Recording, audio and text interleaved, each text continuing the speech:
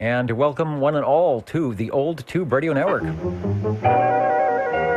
How do you do, ladies and gentlemen? Greetings to you. Wherever you are, for music and the latest news from home and from afar, the station for you is OTR, Old Tube Radio. the station for you is OTR. And we hope the station for you is OTR. That's the Old Tube Radio Network. Real radio's glowing in the dark here in the Central Valley of California. We are on the RF at 27085 Channel 11 and everywhere else on your Universal Media Netweb at oldtuberadio.net. Hello to those who are listening in on the audio stream, and hello to those who have joined us on the live YouTube stream. If you're watching live, you could be watching it delayed, but we're live right now. And we are going to be talking with our tube radio collectors, our tube radio operators here, sharing their vintage radios from 1958 to 1978 when they stopped putting the tubes in them. They'll be stopping by tonight, we hope, to see how many we can grab. And we will be listening for any and all radio check-ins on the Old Tube Radio Network.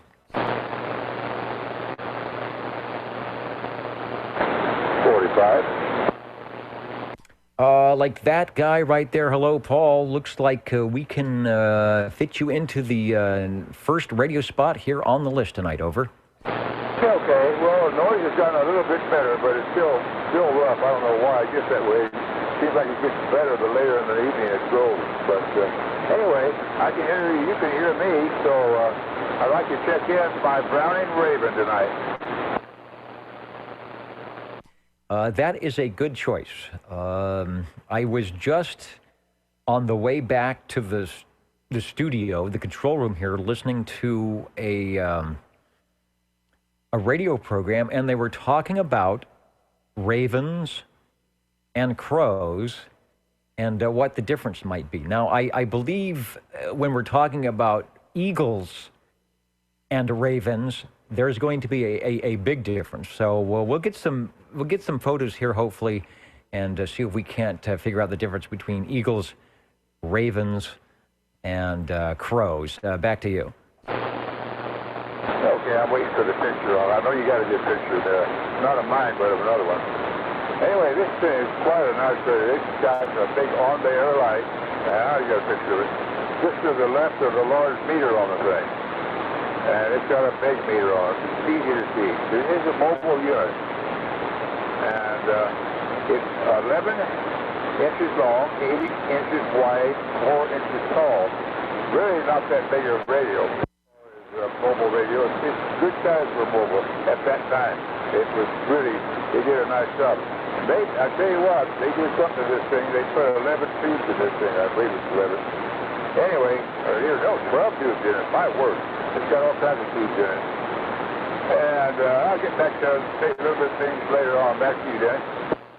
Okay, good transmission there. The Browning Raven. If you're at oldtuberadio.net, that is the photo in the box. If you're watching the video, that is the radio that you're looking at, the Raven. As he described, the nice large S meter. I guess that would work if you're driving around.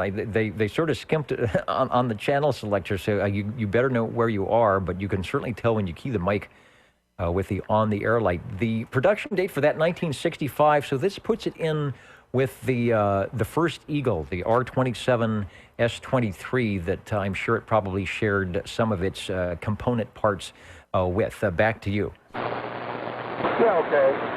Yeah, you most mentioned that little small hole in there for the channel selector. Well, actually, that's lit up. You can't tell it, but it's lit up. I'm looking at it right now, and it's got a luminous kind of a lever in there, and it's easy to see. They do an excellent job on it. You wouldn't think it by looking at it without the lights on, but it really works good. Now, they, like everything else Donnie did, they did it right, and maybe this thing's got the college mechanical tools in it, because it sure is helping. And let's see what else. Oh, it's plate modulated, so what you can probably tell by the sound of it. Well, I tell you, that's about it. I guess you already said the price was $269, and that was a bargain, I'll tell you, for a Browning.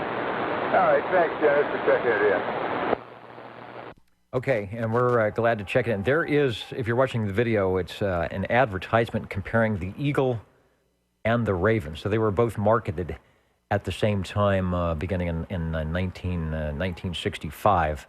But I see that the meter is a little bit different than the one that was on that. The Eagle was the base station, of course, and they called it the Raven mobile transceiver. Everybody's raving about the new Raven. The transmitter has 100% peak limited plate modulation, as Paul mentioned, optoelectronic automatic compressor. That's why it's audio, and the audio sounds good, Paul. You will enjoy listening to the archives.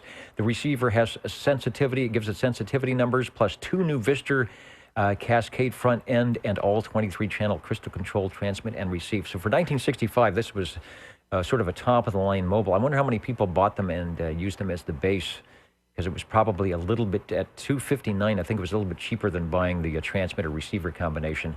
But there you go. Out of our first radio tonight, the Browning Raven. Thanks, Paul, for that. And the Old Tube Radio Network. We are listening for more. Yeah, there's one more thing. This thing has a ceramic microphone on the thing, and it's a Browning Laboratories mic for sure. It's soft mic 100%. I just thought I'd put that in there. All right, nice smooth audio. It's smooth. It doesn't have, sometimes the Browning can be a bit shrill. It's got the real punchy audio, but this is nice and smooth. And just remind people that we do archive the audio here. You can go to oldtuberadio.net, click on the archive button at the top of the page, let the OTR magnetophone load all those little 3-inch reel-to-reel tapes. And when they do, you'll be able to click on the date and whether it's an SWL or a Tube Radio check-in and listen to the radios as we hear them here at Net Control. Kind of give yourself your own audio report. Radio number 1 at 842, the Browning Raven. Thank you, and OTR is listening for more.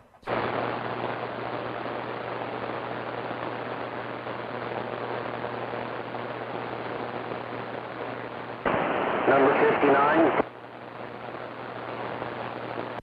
And number 59. Well, wait a minute. You're either calling for 59 or you like me, can't read when you write a 3. Over. 39. No, I want also, I overheard that somebody wanted to proxy in number 53, so I'll just mention that while I'm on the radio. Okay, I can do that. We're putting the X in the square. Dr. Dan at the microphone, SWL 39, and also proxying in Bob, Mr. Belair, SWL 53, over on the big board. And I don't know, do we have more business? Do we have more radio business here? Over. Yeah, as long as it keeps working, we do. This is a tuber. All right, tubers are good. And again, I apologize to our stations listening in on the audio streams. For some reason, when I latched into Google, the streaming audio is going to an auto, what they call an autocorrect or an auto level, which it normally doesn't do. So I'm not exactly sure how to undo that. It's just something new, but normally I can keep your levels pretty constant. I can do my own processing, which I do with all this stuff, and don't allow somebody else to do it. But tonight, it is keeping the levels down a little bit lower than I'd like. So my apologies there on those listening to the audio stream. And let's find out, if I pull the list back up here, what we have for radio number 2, over. This is the Courier 1 A75. All right, and I believe I've got all the bugs worked out of my other item here, so we will grab a photo of a similar Courier 1A75 while you give us a transmission on. I think we've awarded that one the most steampunk look in CB radio, and there it is. And here's Dan again with the transmission. Yeah, it is definitely steampunk, and it's also triple conversion. Yeah, a great receiver. And hold on. I think we got. All right, 1, 2, and a bad audio thing. I'm having audio issues here tonight. Let me go back over to the board. 845, 1962, I think is 61 or 62 is when we have the date on that one, but you've got it working in fine style. We're showing it with what I will say is the original microphone, what we call like a teardrop style hand mic, but your audio is good enough to lead me to believe that you may have a different microphone on that. Yeah, it's an Antique Turner Plus 2, and Turner M Plus 2U, whatever that is. It's a hand mic, power mic. Okay, yeah, that is or was their popular. The one I had was blue. I think it was a bluish color, and it took the funky, what was it, 7.5 volt battery, which I haven't. Mine is away somewhere, and I haven't even tried to look to see if that battery is still available. Yours is working, so either yours has been converted, or maybe you have a supply of the strange batteries that go in those things. But those were a great microphone, and that is a really good match for that radio. Over. Yeah, that weird battery can be composed of several little button batteries in a piece of shrink wrap, and I'd have to take it apart to see what they are, but that's how it's done. Oh, very smart. I didn't think of that. And back when I was running mine, I'm not even sure if the button batteries were around, and if they were probably even more expensive than that battery was, because you could actually find them. So no need to open it up and do anything, because it's working good. It's working well, I should say. And if I remember, it's got a little spin dial on the back, right? That goes from 0 to 10 or 9 or 10. So wherever you've got it, it's perfect. Yeah, I've got the setting at number 8. I'm glad that's doable. Yeah, I thought maybe you were going to tell me you had it up at 11. No, I can probably actually turn it way down. I'm really a bad shouting into my microphone because my antenna used to be so low. No, it's doing good. It's the radio is handling the audio well. Now, somebody who is closer to you might say that's a little harsh, or if we're going to do a rag chew for the evening, that you could turn it down the communications mode. But like I said, the radio's my signal to noise and your audio is working fine, and the radio is handling it quite well. And that radio is one of the first from Courier, the Courier 1 or the A75. And I believe this one is 12 channels, and I'm not sure if you can tune all of them on the receiver or not. You can tune 23 channels on the dial, and you can also use it as a band spread if the station you're receiving is not on frequency, which is nice. And then it has the 12-fit or 12 transmit crystals that you could have however many you wanted, up to 12 on a dial. And then there are about 4 tunes that you can actually tune in separately on another dial for receiving. Yeah, there's quite a few, I'll call them strange looking, but extra dials, or one would think extra dials on there that appear to be transmit or receive. Obviously, the transmit has to be crystal controlled due to the FCC regulations, but not so on the receive. So transmit sounding good. I see the extra crystal socket there. It's got the light over the dial. Just interesting the way they put that together, but sounding good and still going strong. And I believe there are rumors that there, I think, is a Courier put out a matching, they might have called it a business band amplifier that goes with that radio. So I suppose if you were really into it, you could look for finding that complete Courier set, but it is doing well the way you got it set up. Yeah, you don't need all that stuff, but it would be nice to look at. Yeah, you can also order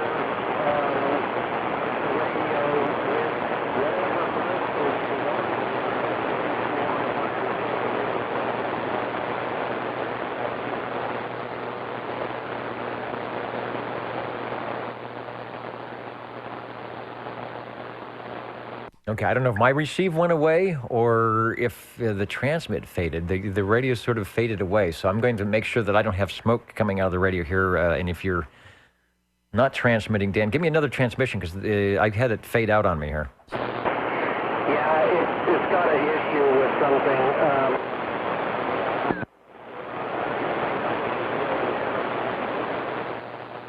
Okay, yeah, it's decreasing. It looks like it's the power. I was looking at the S meter, and it's definitely going down. So if you've got some wiggle meters on the front or an external RF meter, you might notice some items of interest. So might need to check things out. But it has done its duty tonight under Radio 2 and the Old Tube Radio Network. The Courier 1, the A75. It will probably hang in there for another short transmission.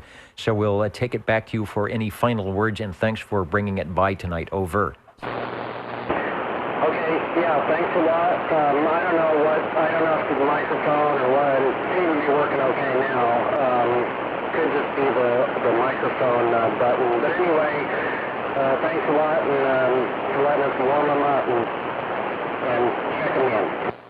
All right, and thank you. I thank all our tube radio operators because they take time out of their Saturday evenings, family time, and things like that to sneak into the radio room and check in the radios. That last transmission was great. The prior ones, it also appeared that the carrier was going down as well as the audio, but a good transmission there. Of course, it's archived. You want to hear how it sounds and what it was doing. This is the Old Tube Radio Network. Real Radio's glowing in the dark. The Jingle Singers are saying that it's getting close to the top of the hour. I think we missed the quarter hour, so let's try this. They'll tell us about their favorite place to be on a Saturday night. How do you do? Ladies and gentlemen, greetings to you.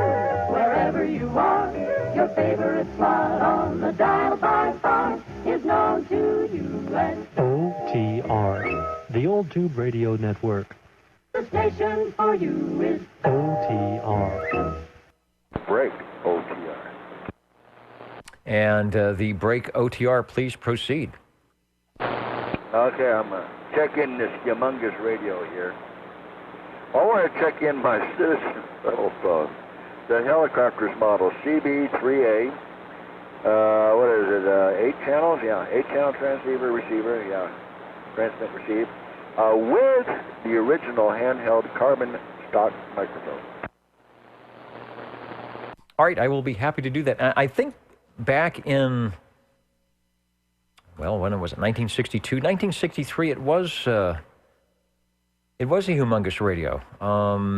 Maybe not one of the largest ones. And the fact that they called it a little phone, and the fact that it would run 12-volt DC for your mobile pleasure, and the fact that they managed to do all that with only 7 tubes, but still make it look big, is a good thing. You are on Radio 3. Give us another transmission as we pop up a shot here.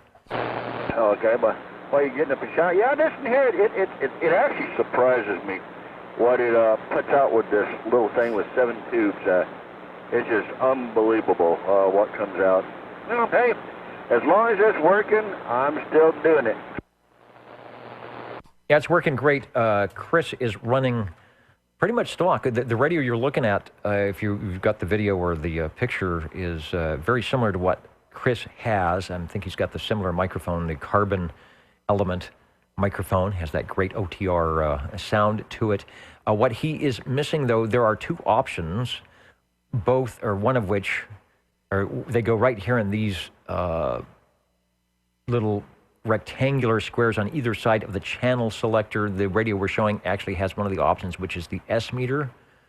The other one, I think, was a tunable VFO circuit that went in and had a plug. You'd wire it in there or screw it to the panel and then plug it into the radio somewhere. So he has neither of those, but the radio sounds good nonetheless. Now, we're also showing, do you have the mobile clip, a mobile mic clip somewhere on that? This one is showing it right on the front of the radio, but I'm thinking that's kind of a strange spot. You talking about the clip to hold the microphone? Yeah, if it has the, what I'll call the mobile clip to hold the microphone, if yours has that. Well, I have one on here, but it's a magnetized one. I stick to the side and That's what I hang the microphone on it, but it's made out of a magnet, and it just, well, sorry, a little away from the microphone. But yeah, I got that one there. I should push it down some right there. There it is. But yeah, no, I've got one, like I say, it's a magnet. It sticks to the side. It's not a bolt-on type. It's just a magnet one. But hey, it works. It works. I have not heard the microphone crash onto the floor. Actually, with that microphone, it probably wouldn't hurt it too much unless it broke something, because that would tickle up those carbon granules, which, if they get packed together, sometimes messes up the audio. Hallicrafters CB3A, originally sold for about $160 at your electronics store. It could go 12-volt DC or 110 regular house current, 117, which is, I think, the weight you're running it. All that in 7 tubes, which is pretty doggone good. And if you need a schematic, you can go to oldtuberadio.com, and it appears that there is one there. Give us another transmission, and we're glad to have. I'm glad to have a Hallicrafters aboard tonight. Oh, yeah, well, that was my first one. The biggest radio I got here. Let's see. Actually, it's about the widest one anyway. Yeah, it's wider. Yeah, it's no, it's about the same. Never mind. I'm talking about my earlobe, but yeah, it's almost as wide as my Courier Royale and stuff like that. But anyway, Dennis, I'm gonna get out of here and I'm gonna try to get another one in. Okay, we will be listening to the Old Tube Radio Network, Real Radio's Glowing in the Dark, in our 34th year on the air at 27085. That's Channel 11 here in the Central Valley of California, talking with our tube radio collectors, our tube radio operators, of course, the shortwave listeners tuning in locally and on the net as well. And we are listening for your radio. Well, how about this one? Is this one tuned in enough? Yeah, that's tuned in, and it even has even more audio than the last one over. Oh, yeah. And, you know, it's got a needle on it that swings back and forth when I talk. And it's even got red light keys up when it turns on when I key up. But yeah, it'd be working all right. But this here is my G PowerMate, the Gem Marine Products, 23 channel tube that glows in the dark. It's a pretty blue one here, that's right. With the amplified D104 lollipop microphone. Over. And a nice sounding audio, good looking radio too. We are lucky enough to not only have a photo of the elusive Gem Marine, but I believe, and it says that this is from your collection. This is the actual Blue Beauty that is sitting in front of you right now. Yes, but you know, I haven't heard nobody else using one of these. Is there anybody else has any that you know of? Well, in the configuration of a G PowerMate, I don't believe so, but I'm thinking off the top of my head, or maybe it's the side of my head, that is from the kind of early 70s infamous Panasonic or Japanese import chassis that a few radios also shared. So there may be some other radios that come in that sound similar to that, but they don't look like that. If you were to take the cabinets off, you might find a lot of similarities. But for a Gem Marine Products, I think you have it wrapped up. Yeah, I got the only one here in the valley on this frequency anyway. Well, I shouldn't say on this frequency only. There could be somebody else that has one of these in another state. You know, that is possible. But I got the one here in Fresno that's marked, and it says it's mine. And it is sounding good. Looks like it has a switch for the meter. You could either look at the S incoming or the RF outgoing. So I guess you've got to make sure that you have it, or you know where the switch is, so you don't think either the station coming in is at S0 or that your transmitter is not working. Also, this one, it looks like it is showing on the receive. It's not transmitting because the green light is on, probably like it is for you now. And then I think what you do next will make the red light come on. Absolutely, it just came on. All right, and that's a good thing. You are Radio 4, and we'd log that in at 903. Gem Marine Products G PowerMate. Doing a good job, and thanks for bringing it by on the Old Tube Radio Network. All right, well, I'm going to try to check another one here in just a few. I'm going to have to let it warm up, but I will be back. And then I got to watch a movie. All right, good. Get everything in and out of the way. And we do recommend that the radios properly warm up. Don't Don't try and sneak things in without the proper warm-up, because we want them to be able to check in yet again the next time. Thanks for that. And the Old Tube Radio Network is listening. Frank, OTR. 45. Okay, 2 stations, 45. Paul, take a quick jump into the green room. We will be right with you, and I want to pick up our, I believe it's SWL check-in. Sounds like 24. Hello. 24, check in. All right, over to the big SWL board, and we'll get Joseph with the X in the square, which we just did. Thanks for tuning in the Old Tube Radio Network tonight. Okay, let me make sure that I have everything correct on my end, and we will say hello, Paul, who is up in the foothills north and east of my location, about 35 or 40 miles, and doing a good job with his radios tonight. And looks like you've got radio number 5. Hello, Paul. Maybe my last one, my noise came back.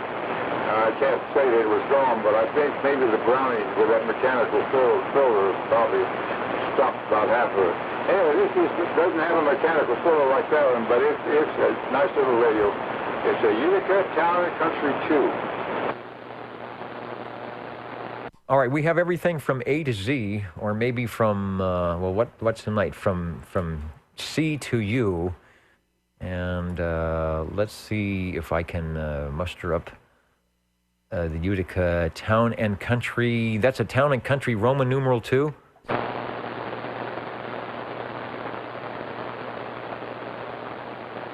Okay, I know you said your noise is coming back, so let me make sure that you are hearing me over.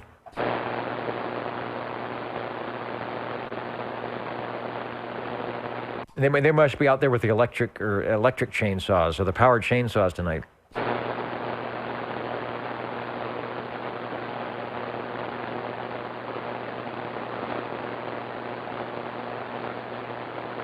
All right, I'm going to let me pop up what I think is the radio that Paul has or had, probably still does. Trying to make it, give another transmission there, but there it is, the Utica Town and Country 2. We'll see how close we are.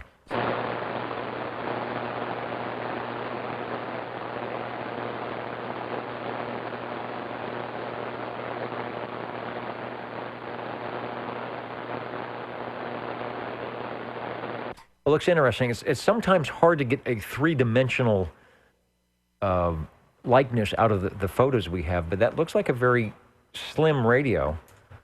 Just looking at the space between the dials, but that still has a fairly decent complement of tubes from the early 1960s and runs 115 or 12 volt or 6 volt DC. You can tell the early radios that came out in the early 60s and late 50s. They all have a provision if they're going to go mobile for 6 volt systems, which there were quite a few back then. All right, Paul, if you can hear me, come on back. We've got you logged as Radio 5 on the Town and Country, but I just need a confirmation on it, and the Old Tube Radio Network will be listening.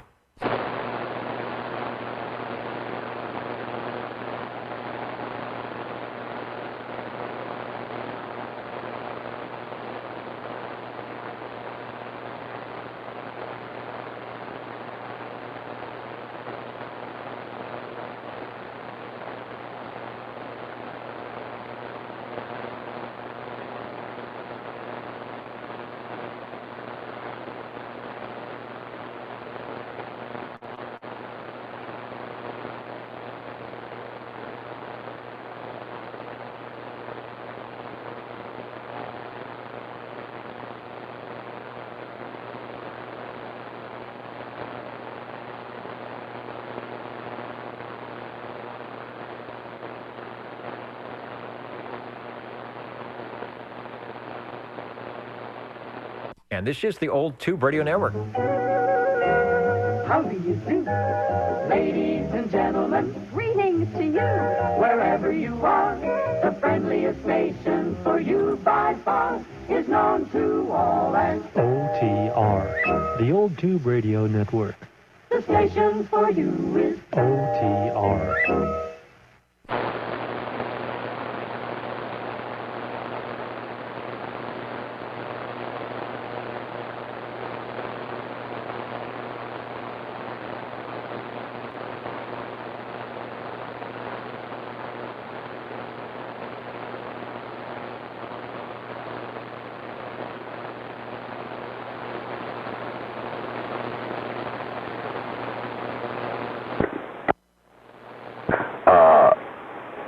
OTR. This is the Old Tube Radio Network. And this is an Old Tube Radio. It has that sound. That it do. It has that sound even over here when I receive. It sounds different than my my solid state. It's different sound. But anyway, Dennis, this is SWL37, as if you didn't guess it already, with my general radio telephone, the Super MC11A, 24-channel tuber that glows in the dark with a little emblem up there of the old man in the wheelchair. And we are on channel 11 with lit up green with black lettering or black numbers on it. Yeah, that's it. And with a handheld stock microphone. And it shows everything is swinging that way. And apparently you're over that way, so it must be going that way. Yeah, like a freight train coming this way. The I don't know what color you would call that. Bronze, copper, gold. The very beautiful Super MC11A from General Radio Telephone. Like the green dial if you're, I guess you'd have to have your backlight working. If the backlight is working, you've got the green dial. They're next, one of their next to the last radios that they produced from General Radio Telephone. Still type accepted. The ECLL 800 and the modular output tube that makes a stock microphone sound every bit as good as anything amplified you can get. Give us another transmission on Radio 6. Yeah, well, it shows as working. And I had one question. Did Ed check in his Eagle tonight? We have not had any Eagles. The only Browning that has checked in tonight is the Raven. Oh, God. I just wondered if maybe Ed got everything working properly and checked it in this evening. I think he said he got it in last week. I believe he did. Well, hopefully he will do it again. All right. Well, we will be here for almost another hour, taking any and all check-ins that might want to come by here on 27085 on the Old Tube Radio Network, such as yourself. You are Radio 6 with the General Radio Telephone Super MC11A. Always sounding good on that radio. 9 tubes, so a couple more than the Hallicrafters put in. Sounding great. After that, a couple of transistors thrown in for good measure, and more about it on Sam's PhotoFax 22, page 45. Thanks for bringing it by. All right, Des, thank you. Well, I'm gonna go in here. I'm gonna watch a movie. I don't know the name of it yet, but it's a video. I gotta put it in the machine and make it work. So, anyway, I will be listening. The other radio, I have it on idle, so I can hear everything. Okay, good deal. Thanks for your endeavors into the radio room tonight. Everything sounding most excellent. And boy, the breeze is kicking up outside tonight, so as things are cooling down. So getting a nice cozy in the movie theater there, and continue on. Okay, Des. All right, you take it easy over there, and we will be listening. And you never know if I doubt it, but you never know. I might just jump in here and try to fire up another one. But just in case, I got 3 in. All right, sounding good on the Old Tube Radio Network.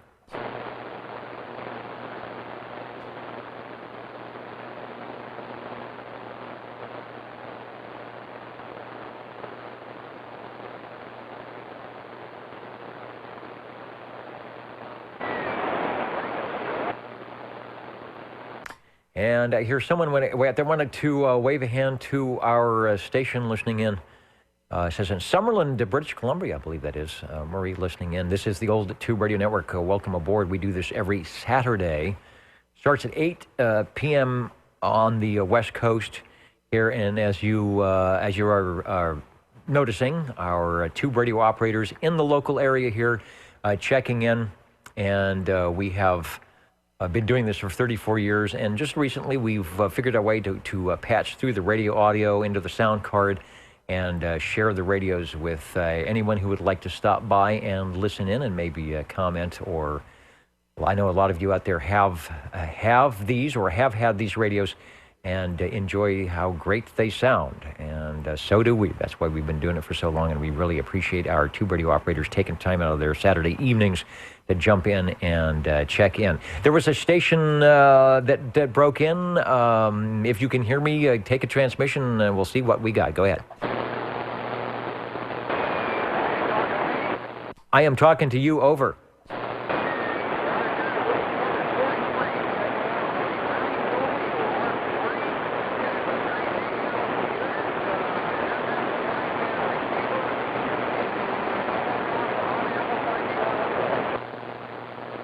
All right, the Browning Golden Eagle Mark III. In fact, we just had a request for that radio moments ago. So if Chris is out there, he will be pleased to hear that it is beaconing in to the old tube radio network tonight. And you are lucky Radio 7 on the Browning, over.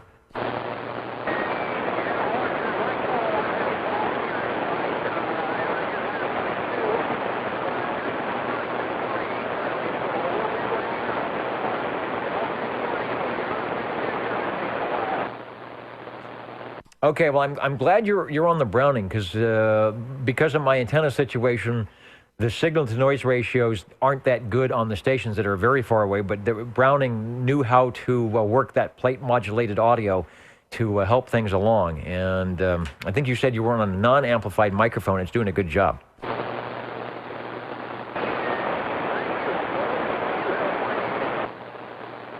All right, that's SWL 43 on his Browning Golden Eagle Mark III. And it sounds like you've got it in top shape tonight, checking in for Radio 7. The old tube radio network, real radio's glowing in the dark, and we are standing by. 45. Hello, 45, over. Yeah, I think we got the problem solved with this, so I hope it stays in. If I don't lose my voice first. Anyway, it's my unit. I brought it back in. I don't know where I left off at because I couldn't transmit anymore for some reason. I found the problem though with my channel selector on the thing. It should work for a while anyway. It's completed on. I guess we got most everything covered, did we, Dennis? I think so. I'm going to pull up a picture, and I left Radio 5, which is where we put it. I just left that open, and I want to make sure that I'm getting the right radio. It's the Town and Country 2, the Roman numeral 2, over. That's the one. That's the one. You got it back in to get to you. Yeah, it's, like I said, it's a pretty impressive radio compared to the first one they had, but you know what? I think they're both about the same. They look about the same, but they look a lot. This looks more, I don't know what you call it, professional or something like that. Now, Harvey's got the next one up, which I wish I had. It's really done a lot more things to it. I hope he gets in there and lives it, checks it in, because it's more impressive than this one is. Anyway, back to you. Okay, and the comment I made earlier is that from the perspective, the way that the photo is shot, it's kind of looking down on the radio, and it doesn't look like the radio is very tall at all. But sometimes the 2D photos can be deceiving. I see the convection cooling vents in the top, and I guess my question would be, are the tubes in that radio, are they vertical? They're not horizontal, are they, to make the radio smaller? No, they're not. They're vertical. Okay, and that is one of the earlier radios, 1961 to 1963, their production runs. And being an early radio in the 61s, it actually did have the 12-volt or 6-volt DC conversion for running mobile, and way back down in Sam's PhotoFax CB4. And it wasn't cheap. The earlier radios really, for what you got, weren't, I mean, I want to say weren't cheap, but in $1961, this is around $200, so that was a pretty decent price. But you know, it was new electronics, something new, and it sure looks like it's a workhorse. It looks like it will take a beating in the mobile. Yeah, it's nice too. It's showing a blue cover on that, which is chrome. It's really a beautiful job of chrome on the thing, and the front is brushed aluminum, and it's just really made a nice radio. It's not a tall radio. It's probably only about 4 inches tall, about as big as my Browning. But it's a lot wider and deeper. So anyway, they had a good idea going. Nice radio. I guess they made one more, and then they do other things. I think they went into an Olsen. They made an Olsen for something for a while too. Interesting. Anyway, enough of that. Thanks, Dennis. Okay, two more questions that I'm looking more closely at the radio. It appears to have a meter. I'm just wondering if that's an actual S meter where you can read the incoming, or maybe that was just for transmit. And two, the photo that we're showing does not have a microphone, but I see that there is a jack in the front, and I'm assuming that is for the microphone, but I want to make sure. Sometimes they'll plug into the side or into the back. So question is the meter, will the meter read on receive as an S meter? And two, is that a front plug microphone? Yeah, the microphone plug, is that the one we're talking about? Yeah, it looks like there's the photo I have doesn't show a microphone in the radio, but it looks like there is a plug in the front, unless that's for headphones. Yeah, I'm looking at the photo there. The one on the left is for the crystal. It's got a VFO in it too, and it's got crystals on the thing. The VFO is right above that little, what you call a slide switch on the bottom. That's what you talk about. And that's the only thing different between mine and you can see the channel selector up there, the extra channel crystal holder right there. It's on the right-hand side, right by the speaker. Anyway, that pretty well covers it.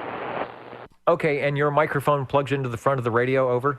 Yeah, I plugged right into the radio, right next to the tune crystal switch. It's a straight plug-in. It isn't a screw-in.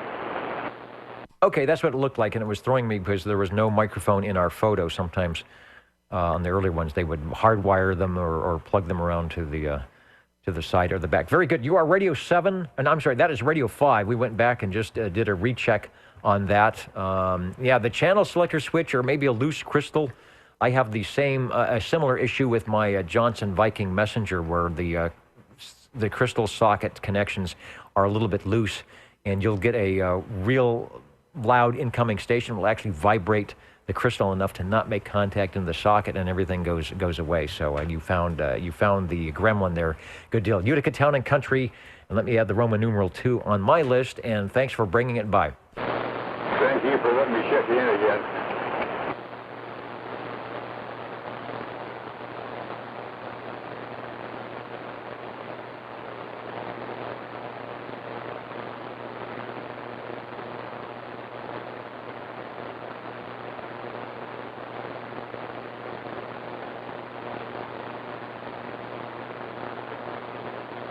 And this is the old Tube Radio Network, Real Radio's Glowing in the Dark. We are looking and listening for radio number 8 tonight.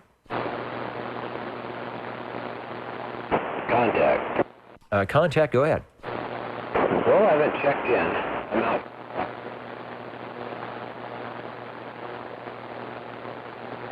Oops, I lost you there. Try it again. I heard that you say that you hadn't checked in, and then it went away. Over.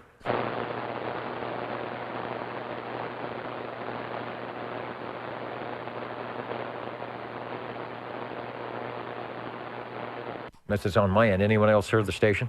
Yeah, it sort of faded out. All right, I'm listening. I'm listening. If I hear you, I will certainly reply, because your signal was quite good.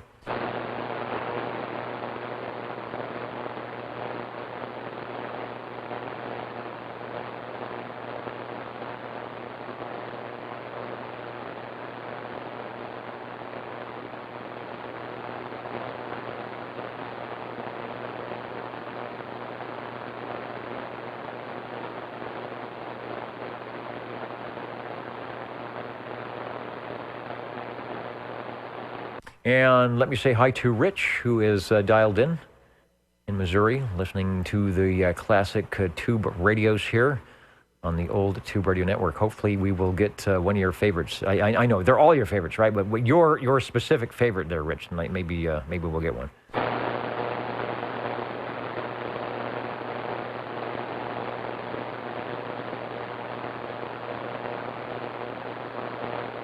And everyone's favorite, of course, the OTR Jingle Singers, exclusively because no one else would have them here on the old Tube Radio Network.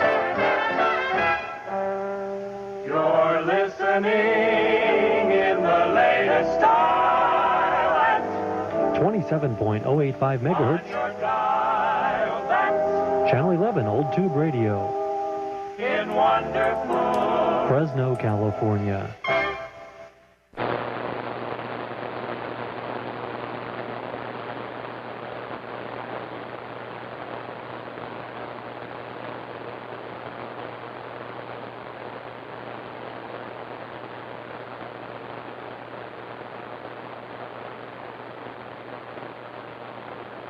Oh, and you know, I promised earlier when we were talking to Mr. Bill that I would mention an upcoming event here in the Central Valley, and it's one that many of us radio operators, whether we are in the 11-meter field only or whether we are both 11 meters and amateur radio operators, look forward to. And it is once again coming up here, the Red Monkey Swap Meet. It's coming up on May 20th. Of this year, of course. Red Monkey Communications, along with the Central Valley Radio Club, the CVRC, and the Madera Amateur Radio Club will hold their CB Ham Radio Swap Meet. It'll be Saturday, May 20th, starting at 8 a.m., runs through 12 noon.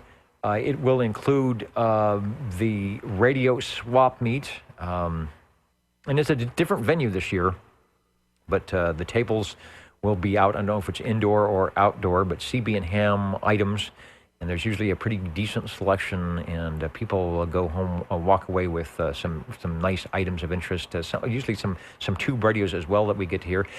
For those of you wanting to upgrade your licenses in the amateur radio field, or perhaps take the plunge and get your ticket, you know you want to do it. And this is coming up May 20th, so there is plenty of time to studying, or even to start. If you haven't even thought about it, here's a chance here locally to upgrade, and they do a great job. They have produced a lot of hams out of these test sessions here, and they all are rooting for you to pass the exam. So if you're thinking about it, the VE examiners are good guys out there, good guys and gals, and so you should think about doing it. So there's going to be VE exams, and of course, we can't overlook the barbecued hamburgers done up by, I think it's SWL 38 actually, but they do a great job on the food as well. So a good morning, a good way to spend your Saturday morning on May 20th. From 8 a.m. to 12 noon. Okay, say, where is it? This year, it is at the North Point Community Church. You'll probably be able to Google that for directions, but it's up near Milburn and Herndon on West Herndon at 4525 West Palo Alto Avenue. We'll have more, but I just want to let people know that it's coming up, and to encourage you, especially if you are going to upgrade or thinking about getting your first amateur radio ticket, this is the place to go. They do a good job, and they turn out a lot of local hams here. So you'll be in with many other ham radio operators when you get your tickets. So that's good to go. Coming up on the 20th, we'll talk more about it. In the meantime, we'd like to be talking about your radios. We're looking for radio number 8.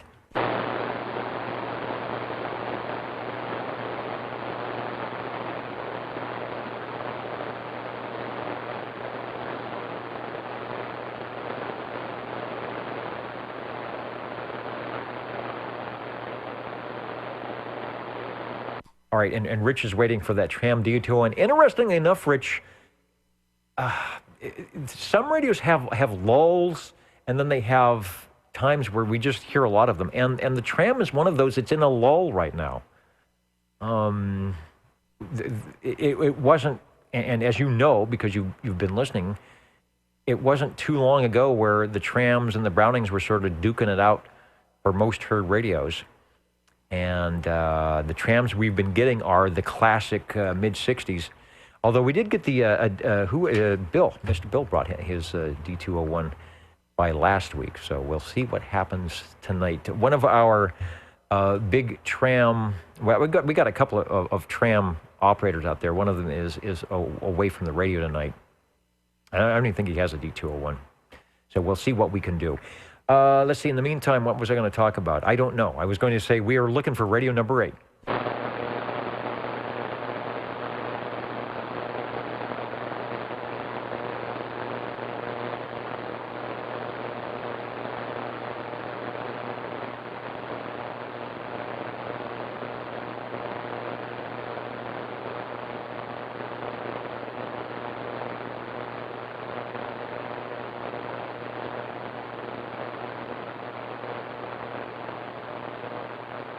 And you can always tell when we have these great spring-like days, which we did today. A lot of people go out, great spring-like days, do things, and then when they come back, the barbecue is fired up, and by the time they sit down with the ice cream sundae, they think, oh, it's Saturday night, and they run into the radio room, and it's 10, 12, and I've just signed off. So we'll see how well we do tonight. We'll see how many can remember that it is the Saturday night place to be. OTR standing by.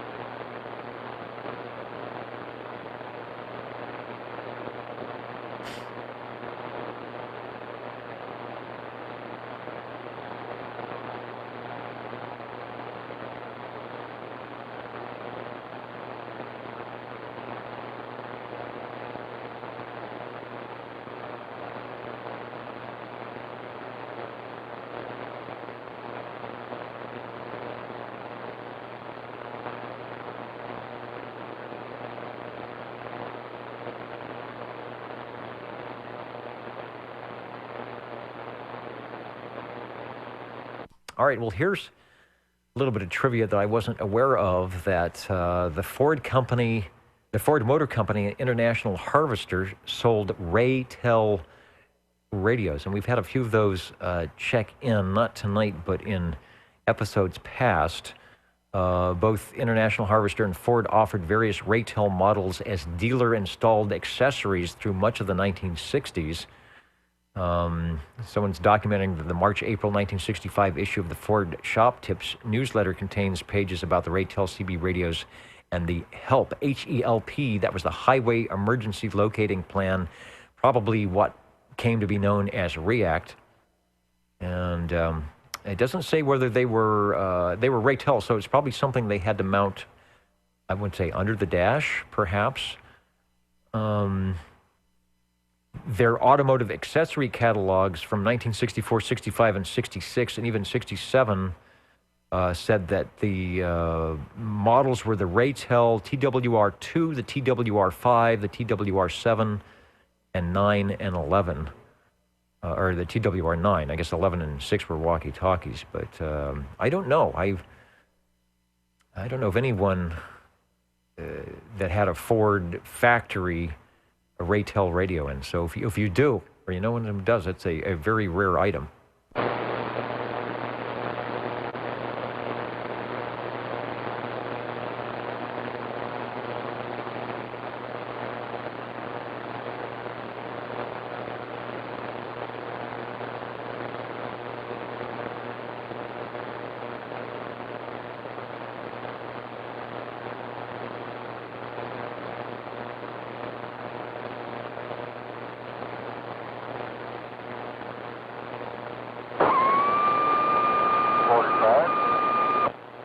Now, there's a picture of the TWR4, so that was quite a decent-sized radio to slip under the dash of your Ford. Although in 64, 65, 66, the cars were pretty large. The Galaxies and the Fairlanes, even the Mustangs had quite a bit of room, so probably wouldn't have been a bad item.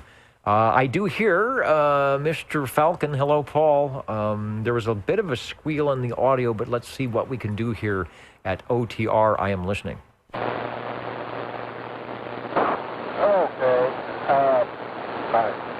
Got about double this microphone on this whole thing.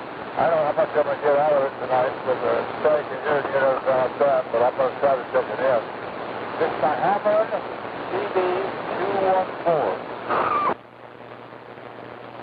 Okay, it pretty much behaved that time, but there is a bit of a squeal in the audio occasionally, so it sounds like it could be a mic issue or a grounding, shielding issue on the mic. Let me see if I have a 214. Yes, I do.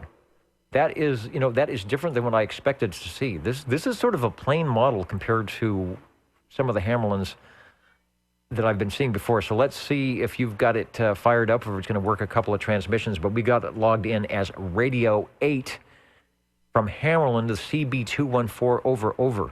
That's the radio I'm trying to talk on, I would say. That's the microphone I'm using too. That mic hardwired in, it definitely needs to be changed. I don't like to do it since the last thing, I give up on it. But if you can hear me all the time, then we're all right. That's you. Yeah, I hear you just fine, and we have a great picture, and that is actually from your collection. It says it's from SWL 45. It's pretty blue. Like I said, it's not. There's not much to it. To crystal control channels, I don't even see an S meter. It's got the Hammarlund logo and a nice big speaker in the front. So I'll find out if I've got any more information about it. But we'll go back to you for another transmission, see how it's hanging in there. But that was a good transmission last time. I've tried to just give you a general rundown of the thing. It's a 6-channel, plastic receive, crystal control. One thing it's got all that little red lights glowing on there. It's white, well, I'm not transmitting. So it's about to get brighter, let's just say that. It's at the bottom of the 12, gunpowder speaker, and that's just the best size of it right there. It will work on 110 or 12 volts. Okay, and like I said, it has the classic old tube radio audio sound, but I think that's, you're pretty much stock all the way around. I'll you know what I'll do next time around, I'll check the S meter, and also maybe we'll do a frequency check on the crystal, although it doesn't sound like it's too far off frequency, and I'm showing, it does do 117 and 12 volt DC. Not a lot of info that I've got. 3-watt RF output with a 5-watt input to the final, which was pretty standard for that time, and I don't even have a date on that, but my guess would obviously be very early 1960s, maybe even 1959. It's hard to say. It doesn't. If it said it would do 6-volt DC, I would put it in that category. But our first Hammarlund, we haven't had a Hammarlund in a while. We haven't had a 214 in a long time. Over. Yeah, I don't have the date on the doggone thing. I thought I had it on here, but I guess I don't. I'm doing my homework pretty good. Anyway, well, this is ceramic microphone thing. It's just fine. Microphone thing. It's not a Turner, so maybe that's the problem with things. That's just my own thing. If I can ask any more questions, I appreciate you trying to. Okay, those watching the video saw me over at the receiver there, swinging the microphone out of the way, and we did a quick zero beat, and you are at 27084. So about a KC low on that particular crystal, which isn't bad for 50 years. Still hanging in there, and yeah, your signal is right in kind of in my noise, or at least at my noise floor. But the audio, believe it or not, is making it through quite well. So I'm glad to snag that one tonight. We had our Hallicrafters and our Hammarlund, and these are what I'll call crossover radios. These are manufacturers that were making amateur radios at the time. Hammarlund, of course, known for the receivers. Hallicrafters, receivers, transmitters, televisions. And when in 1958, 1959, when they opened up the Class D, these are two of the companies, along with E.F. Johnson and a few others, that actually crossed over and built specific Class D radios. Hammarlund CB214. Give us another transmission. I'm glad you brought it by. Over. Yeah, this doesn't even show up in the stamp, magic number stamp books at all. There's no information anywhere unless you try to go through on the thing. I think Cliff has got one in either the 15 or something like that. Got a small update to this one right here on it. But anyway, there's basically the same thing, just different on the front, and that's it. That's it, and thank you very much for taking it in, Barry. All right, thanks for bringing it by. And that's got the Scooter seal of approval. Scooter, the radio cat, has actually come up, say hi, Scooter, to the radio desk here tonight. She's not been feeling too good lately, but she's feeling good tonight to get up here and get in with all the radio check-ins. I noticed, I was doing a little research, I didn't see any Sam's PhotoFax name or number on that as well. So we have our Stealth Hammerland tonight on the Old Tube Radio Network.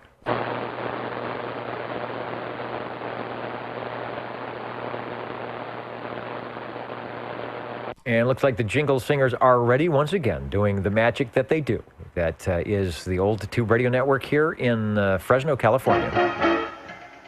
What are the magic numbers? 27.085 megahertz, channel 11. Are the magic letters? OTR. Right here in Fresno, California. Radio Magic Old Tube Radio. for you.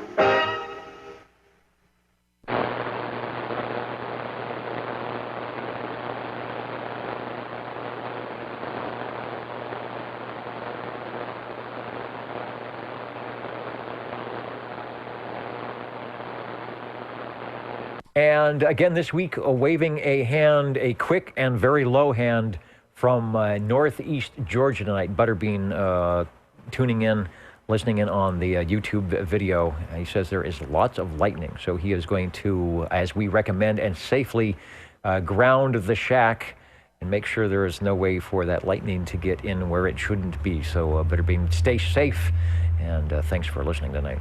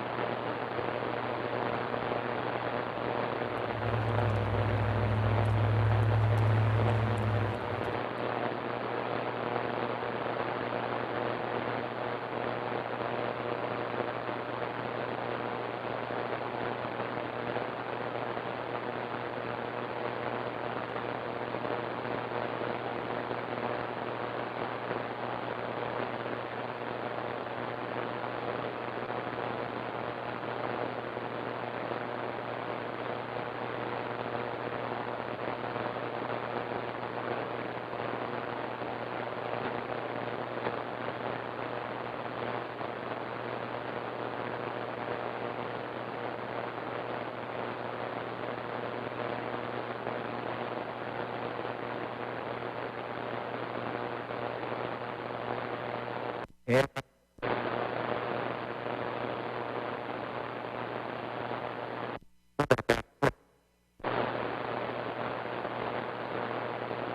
Two. There we go. I got a bad switch up on the audio rack. I wanted to say, go through who's listening. If I can get the audio to work, hold on.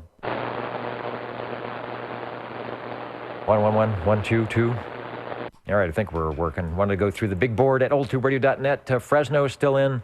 We've got Ontario and British Columbia in, California, North Carolina. Virginia's still hanging in there. Florida as well. Pennsylvania. Missouri. Hello, Modesto, and Sacramento checking in. I wonder if we're going to get any. It's a Gonset radios for our Canadian listeners, and we got one last week. Robert Gonset and Faust Gonset, who let's see, where did they set up their lab? I think it was in Eastern Canada when they started in 1907. And where else did they were manufacturing out of Canada. That's why some of the Gonsets, and we will put up pictures, the G11s and things, they will have a strange frequency. Frequencies will be slightly off from what they are here in the U.S. And it is, someone says that it is actually Canadian frequencies. I think channel 8 actually shows up as channel 11. Edmonton, that's where it is, where Robert and Brent. All right, get my audio working here, and we'll be back.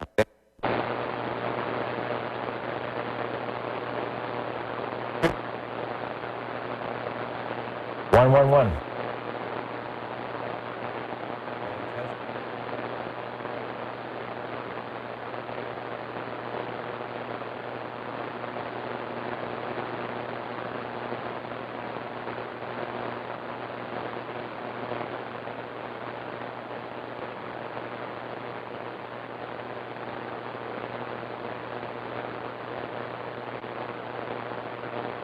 Test radio.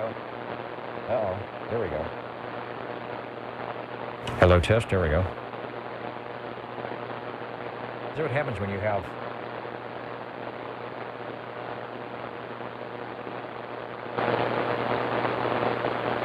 What happens when you have more than a microphone here? It messes things up.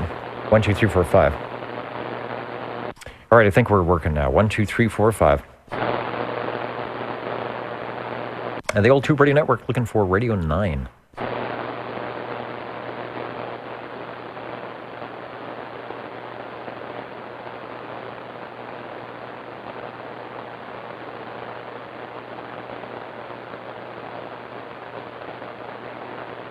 And the mighty Timtron checking in, maybe heading to work. I hope you are feeling a lot better, Tim, than you were last week. You look good. Your post looks good, so I'm assuming you're feeling better. Tim, up there in the Pacific Northwest, who has many radios in the amateur side as well as the 11-meter side as well. So thanks for checking in.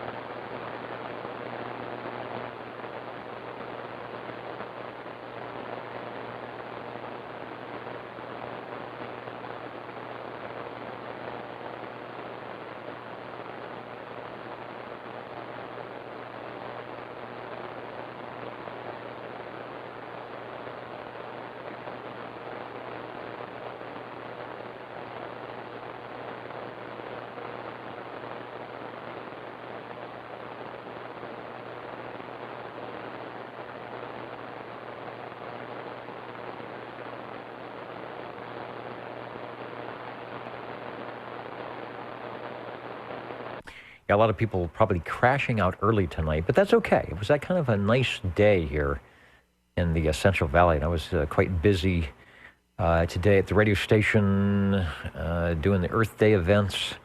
So I won't be hanging out tonight. I think I'll be curled up here with Scooter in no time.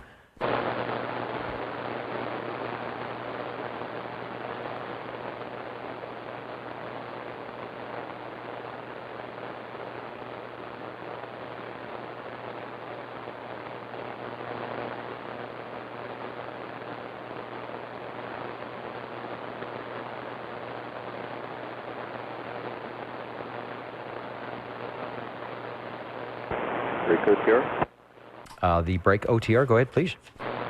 Ooh, okay. I couldn't hear anyone talking, but my needle was moving a little bit. Hope it's a good time to check in Robin. Okay, we'll check in the Robin. Robins are around. I don't know, maybe this is too much information. I have a new Robin in the yard that has some issue. It has some bird issue. And it parks itself on the rear view mirrors of my vehicles when they are out. And it sees not the rear view mirror, the side view mirror. And it sees its reflection either in the glass of the window or on the actual mirror itself. And it sits there and it fires up a poop storm. I don't know if that's a Robin thing or whatever, but it just makes a big mess. So I'm not going to hold that against your Robin radio tonight, and it's also spelled differently, but when you said Robin, it reminded me of my little Robin friend who is just making a mess on all the vehicles around here. Give me the model number again and take a transmission. You are Radio 9. That's a good little story. Before I give you the model number, I will one up you there. So I've got a gas lamp in my front yard. This house was built in 1974, and all the homes in this neighborhood have, mine's working. I got it working. That's the whole story itself. But anyways, I've got a working gas lamp permanently mounted in my front yard, and I love it. It's one of my favorite features. But some bird did exactly, maybe after it relieved itself all over your mirror, it came over here and landed on top of the lamp and took a dump all over the place. So, I don't know. Come over and turn your mirror off and get my wash off as well. But anyways, this radio I'm talking about does not need cleaning. It is one of the better looking radios. This is the Robin T123B Bravo in Bird. Okay, I'm going to pop a picture of the big green machine up here for all to see. Putting in a good signal. The audio is a bit low. It's a bit on the undermodulated side. I don't know if that's a proximity thing going on. I think the Bs have a range boost. So maybe your range boost switch, if it's on, has unlatched. I've been having that issue all night tonight, having people see me reach up there and flipping buttons that should be on, but for some reason don't make good contact. So we will work on that. The audio quality, though, is good. Modulation percentage is a bit low. And what a pretty radio we have it here with the green. I'm assuming yours is the green version as well.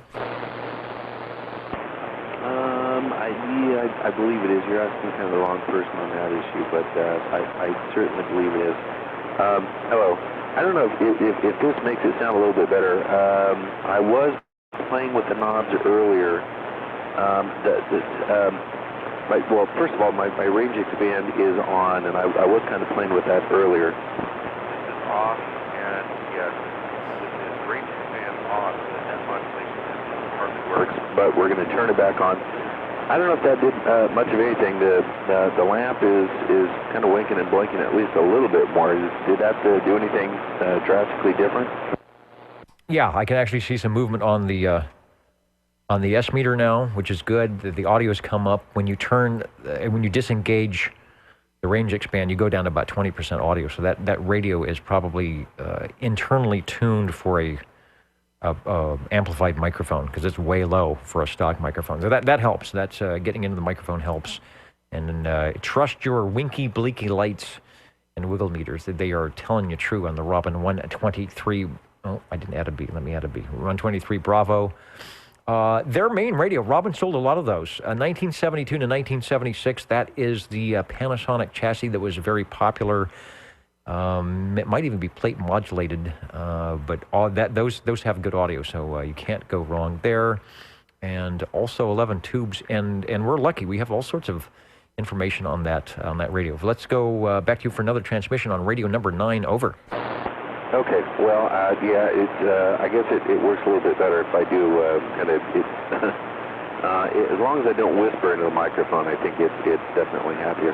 Yeah, this radio, well, I'm curious as to how it's been set up. But I am using a Robin mic, and I guess I can't verify if it's original or not. It certainly looks as good as the radio. I mean, well, to be honest with you, it almost looks like a brand new mic. The plastic is still shiny. It is not an amplified microphone, that's for sure. I always struggle with things to say about these radios. What has been said after several years of playing with these things. I can tell you, though, I discovered by accident. I was kind of laying on the floor, looking up at the radio, which I never ever do, and lo and behold, underneath the squelch knob, there was some. I can't see it now because the room is so dark. But I guess the squelch knob is a push-pull knob, and you can adjust, I'm assuming it's the received tone by playing around with that knob. You pull it out, you can play with the tone, you push it in, and it's indeed a squelch knob. So that was pretty cool. I never realized that, or I don't know if I did. Maybe I forgot. Oh, well, interesting. We have an operator's manual at old2radio.com. Let me see. Let me just go quickly. I'll stay keyed up. Okay, number 11, squelch control. This control is used to block out background noise when no signal is on the channel. Squelch is adjustable with higher sensitivity to the full clockwise position. Push-pull. Here we go, ladies and gentlemen. Push-pull. Uh-oh, it's very hard to read so far away. Push-pull tone switch is located on this control. Pull out for bass sound. So I'm assuming if you pull out, it's still, if you rotate it, is still the squelch control, which you could probably confirm now, because it would squelch me out maybe if my signal isn't enough to, strong enough to not be squelched. But go ahead and try that, because so pull out, it probably changes some capacitors or something in your receive circuitry, or actually stops filtering out the bass sound. Maybe that's what it is. When it's in, it's filtering it out, and when it's pulling out, you pull out for bass sound. So there you go. So I could talk like that too, I guess. Okay, well, there you go. Squelch control and pull out for bass sound. Over. Yeah, whatever you did just now on your end definitely had more effect than my knob did. No, I pulled that thing out, and I have been kind of messing around with it all night. And well, I'm embarrassed to say that there's practically no difference whatsoever. If I do turn it all the way clockwise, your signal just goes completely away. So I don't know. If there is a difference, it's not that much, and who knows? Maybe it's just not working at all. Okay, well, that sounds correct. In the rotational mode, whether it's pulled in or out, it is always a squelch control. So the fact that you can make me go away is saying that it's a squelch control.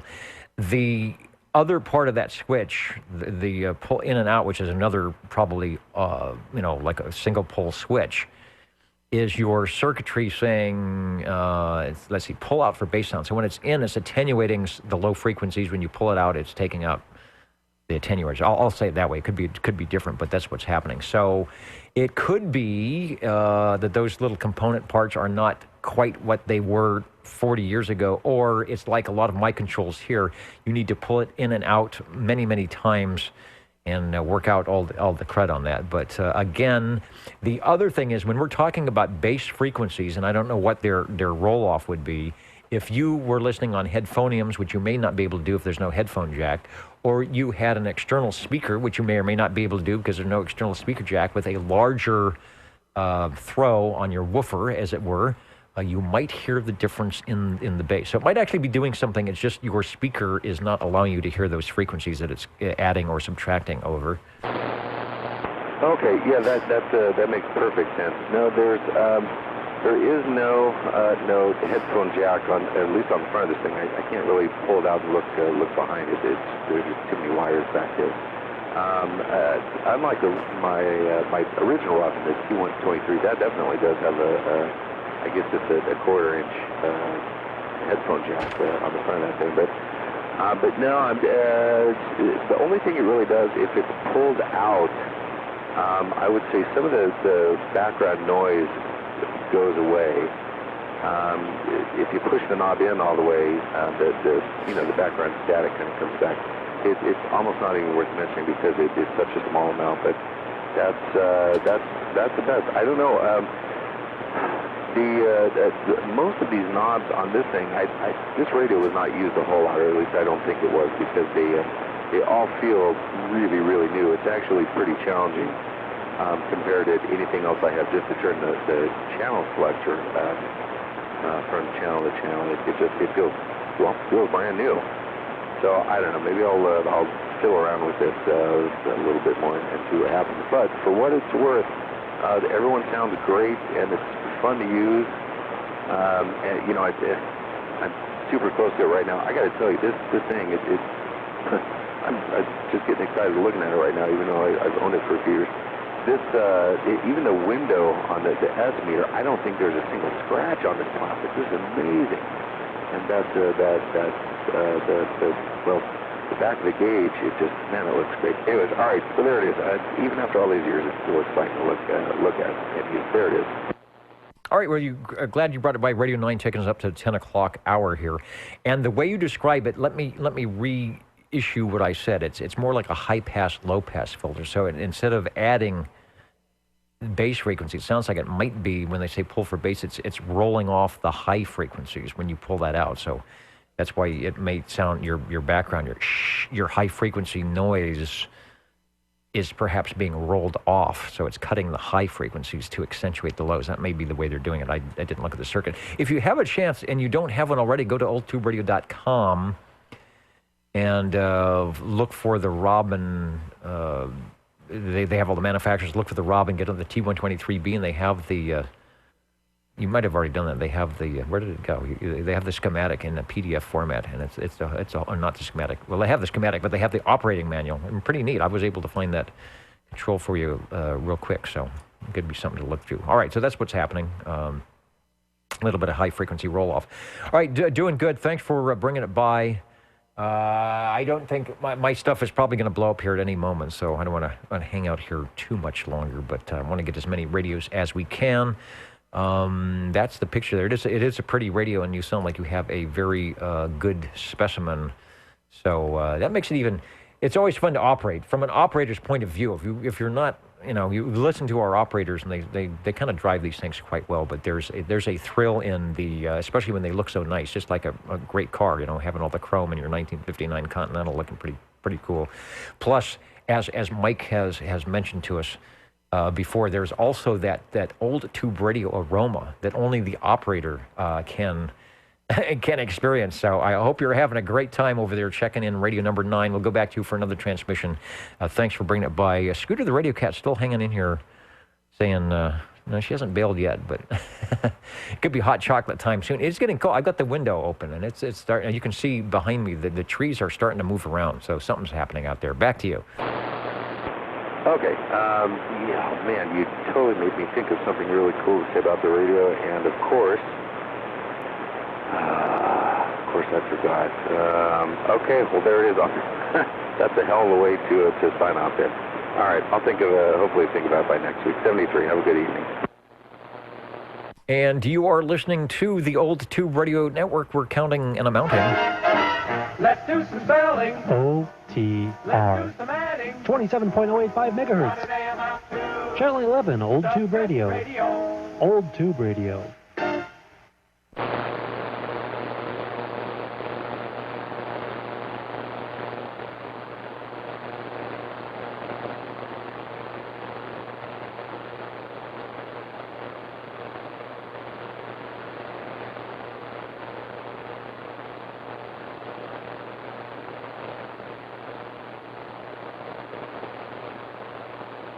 All right, last call for radio check-ins here on the Old Tube Radio Network.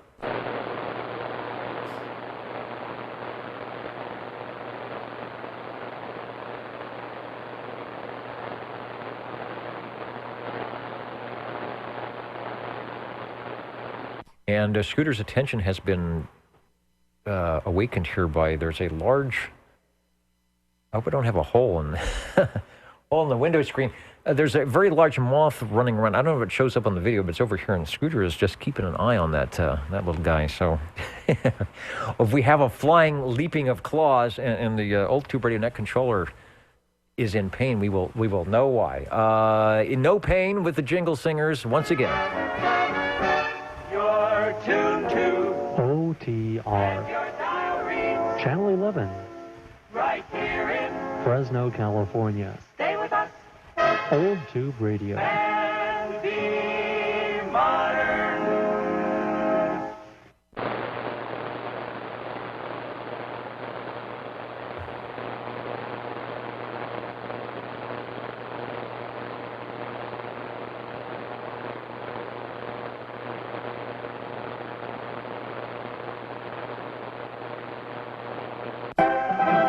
Ladies and gentlemen, time now for the current OTR totals. The current vinyl totals at 10:05 on the West Coast. Thank you, Jingle Singers and Mr. Announcer and our OTR orchestra. And they are out the door. They're over to the donuts already. So it must be time to go. Let's take a look at the stats tonight, such that they were or are at this point. Let me refresh the comments, make sure there's no things I need to answer here. SWLs, we had 8 check-in on page 1, 19 on page 2. That's pretty good for page 2. I was thinking we didn't do very well on SWLs tonight. 13 on page 3, 15 on 4, so that's a total of 55. That's not bad, considering a lot of people out doing the fun stuff. Our radios tonight, we almost made double digits. Made it to 9. That's good. As long as we have one radio check-in, it's worth sitting in the hot seat here tonight. Who was the most heard manufacturer? We almost had a 9-way tie, but But I'm gonna call it for the Brownings because we had the Raven in there when we first started, and then we got a Mark III from Eddie. So here we go. The Browning Raven, their mobile radio back in 1965, similar to the first Eagle series, the R60, the R27 S23. I'll get it right here. That was Paul checking in on that one. Paul did good for us tonight, keeping us in the radios. Dr. Dan with the Courier A75, steampunk sounding good. Dan, really enjoy hearing you in full fidelity with all the modifications and antennas and whatever you've been doing over there. Chris, before the movies, hanging out in the radio room with us tonight, checking in the Hallicrafters CB3A little phone for Radio 3, followed by Radio 4 on his Gem Marine Products G PowerMate.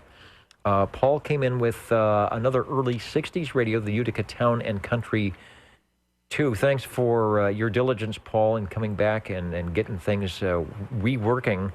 And the last couple of transmissions were A-OK 100% on the Utica Town and Country for radio number 5. Radio number 6, Go Boy again on the General Radio Telephone Super MC 11A, just because he can. We followed that with Radio 7. Crazy Eddie on the Browning Golden Eagle Mark III. Glad to have that up and running. It's been a while, but I think that's going to be a good player for you. Really, even with our distance and my low antenna, the audio coming through okay for me to hear what was going on. For Radio 7, Radio number 8, Paul on the Hammerland CB214, another early 60s offering from Hammerland.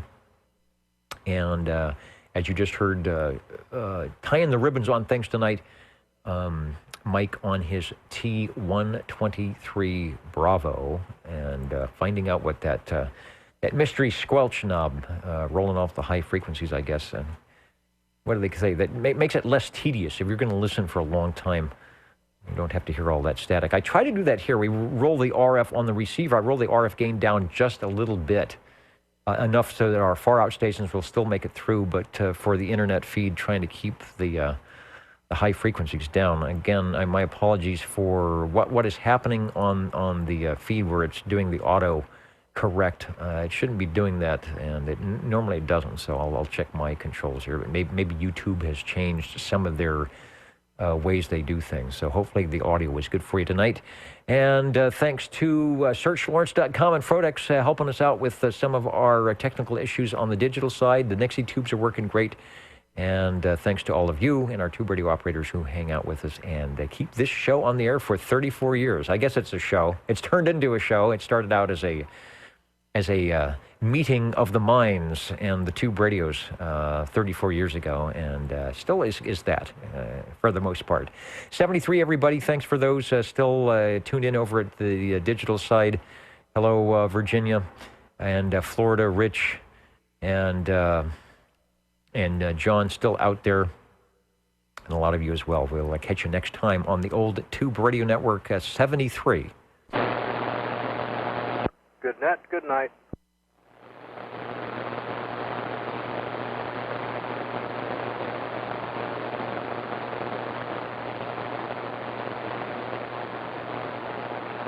And we'll say goodnight. Say goodnight, Scooter.